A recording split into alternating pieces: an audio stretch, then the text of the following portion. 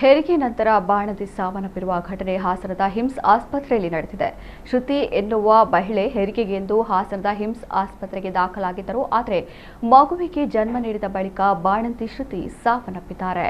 ಬಾಣಂತಿ ಶ್ರುತಿ ಸಾವಿಗೆ ಹಿಮ್ಸ್ ಆಸ್ಪತ್ರೆ ವೈದ್ಯರ ನಿರ್ಲಕ್ಷ್ಯವೇ ಕಾರಣ ಎಂದು ಶ್ರುತಿ ಪತಿ ಹಾಗೂ ಸಂಬಂಧಿಕರು ಆರೋಪ ಮಾಡಿ ಆಸ್ಪತ್ರೆಯ ಮುಂದೆ ಗೋಳಾಡಿದ್ದಾರೆ.